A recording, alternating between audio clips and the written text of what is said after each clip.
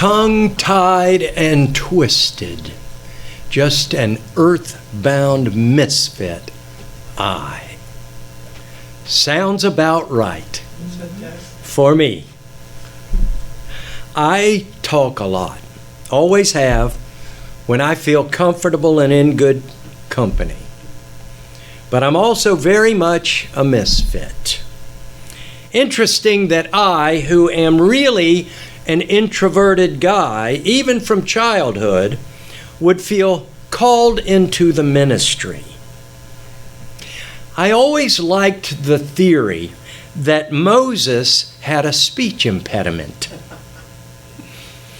When God says, I will send you to Pharaoh so that you may bring my people, the children of Israel, out of Egypt, Moses shoots back. Who am I that I should go to Pharaoh? What if they won't listen? What if they won't believe me? Aren't these sometimes the questions in our hearts? We are called to witness, speak out, take a stand. But what if they won't listen?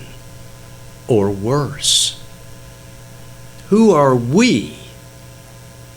Moses cries out, please, God, I have never been eloquent. I am slow of speech and heavy of tongue. Scholars differ on precisely what was his speech impediment. Was it a lisp? Did he stutter?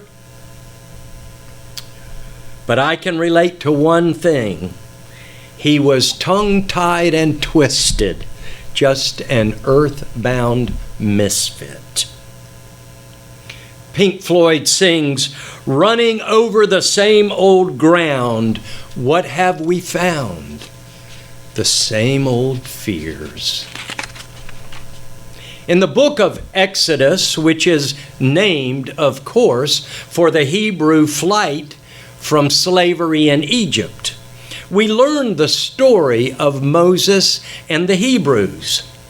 They had come originally from the land of Canaan, modern-day Palestine and Israel.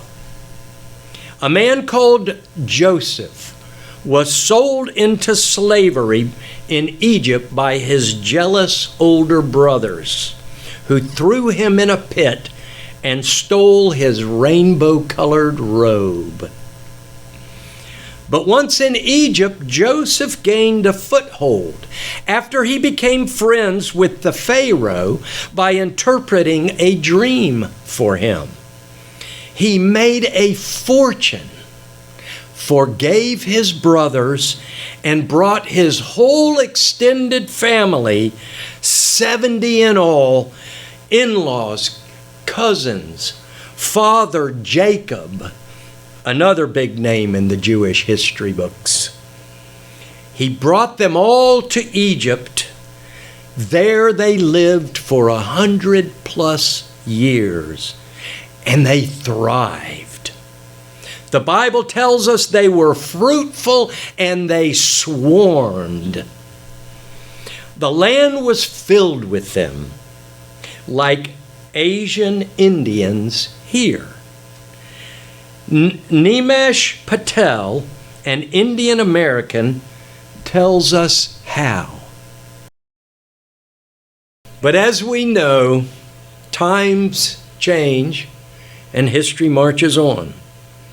In Egypt, 1,300 years before Jesus, the Hebrew people faced a similar crisis. The Pharaoh died and a new king arose over Egypt. I think he had big yellow hair. I don't know.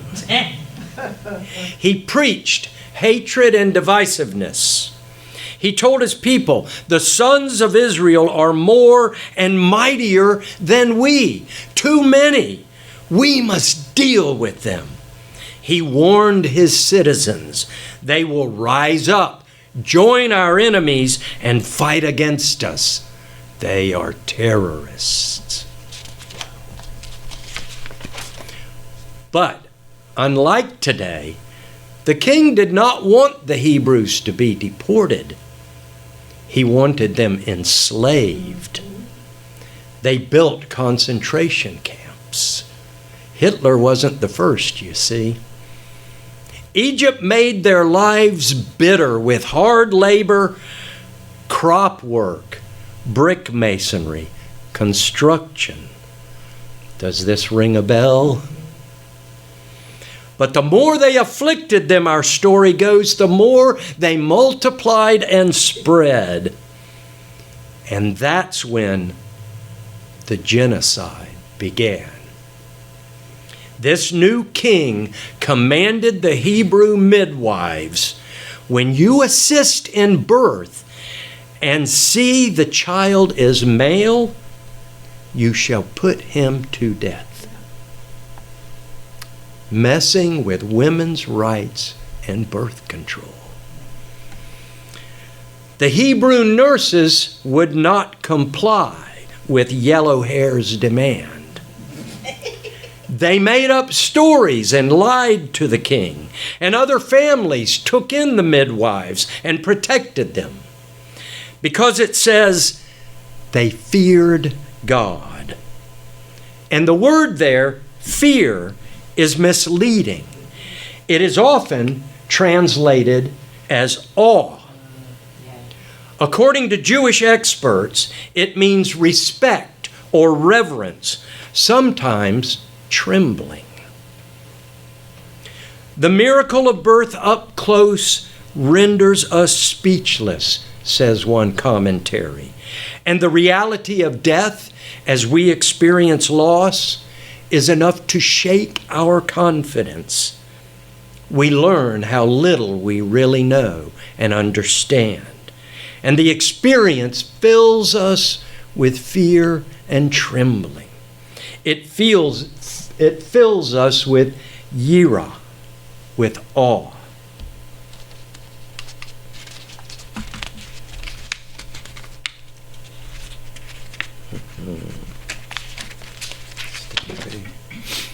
It means that their religion, their faith, their morality was more important than their fear of death or power.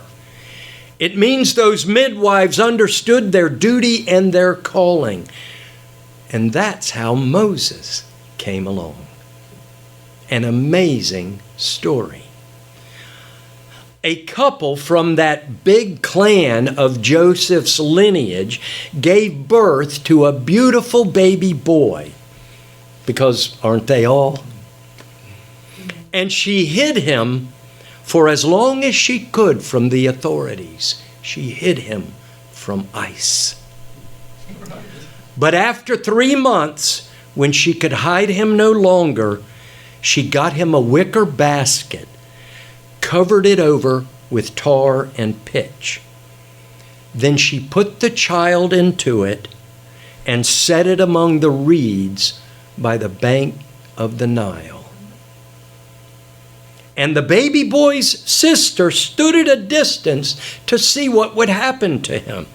Then none other than the daughter of the king came down to the river to bathe and found that basket among the reeds. She saw the baby Moses. He was crying. And she, with love in her heart, took pity and said, "This is one of the Hebrews' children." The sister who was watching had a brilliant thought and said to Pharaoh's daughter, "Shall I go and call a nurse for you from the Hebrew women, that she may nurse the child for you?" And she went and got Moses' mother.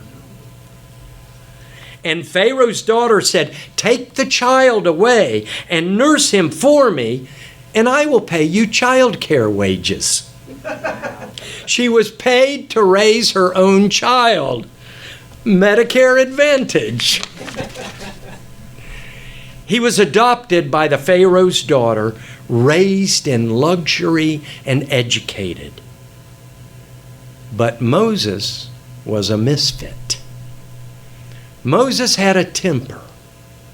He was out one day as a young adult and saw some Hebrew slaves at work and saw an Egyptian beating a Hebrew.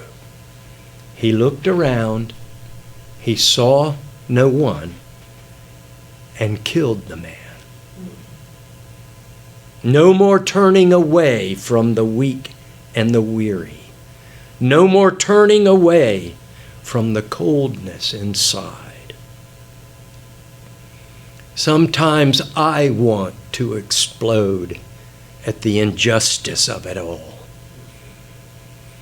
Yellow Hair found out about it, and Moses had to go in hiding.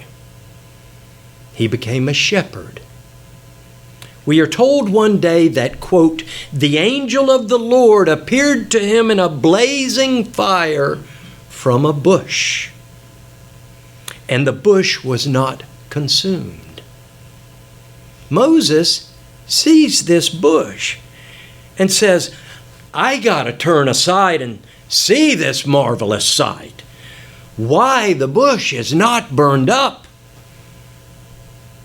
Just like me, Moses is drawn to fire. This is how I like to think of our chalice, a fire of love that does not burn out. So God, El Shaddai in Hebrew, says, and that means God of the mountain, and you see all the other names for God that appear in the Old Testament? It isn't God, it's Allah, Jehovah, Elohim, Yahweh, Adonai. All have specific twists and meanings. So God says, remove your sandals from your feet, for the place on which you stand is holy ground. And that's why I go barefoot all the time. The earth is holy ground. God says to Moses, I have seen the oppression of my people. I have heard their cry. I have come to deliver. But God didn't deliver. Because gods don't snap their fingers and make the evil go away.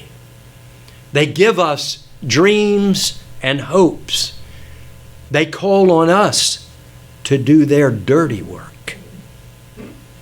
God has no hands but our hands. They leave us tongue-tied and twisted, earthbound. The wonderful thing about Moses, he was really an ordinary guy. I see this man a lot like me. He had a lot of blessings in his early life, an unusual family history. As an adult, he worked odd jobs. He cared for strangers and he loved his neighbors. And he came to his calling late in life. In fact, it was not until he suffered persecution that he answered the call to revolt. As long as he was in good with the Pharaoh, everything was peachy keen. He made mistakes, and sometimes he got mad at God. As a misfit, I feel right at home with Unitarian Universalists. We witnessed some bizarre behavior at General Assembly. That's my definition. People bending over backwards to do the right thing, to be correct and fair and thoughtful and inclusive, politically correct. Sometimes it seemed to me wacky and tiresome. Sometimes we were inspired. And you'll hear more about that when Annie leads her service in July. But most of all, it's nice to know that we are not alone. Conservative Irish statesman Edmund Burke said, "Never despair, but if you do, work on in despair." No more turning away from the coldness inside. It's just a world that we all must share. It's not enough just to stand and stare. Is it only a dream that there will be no more turning away?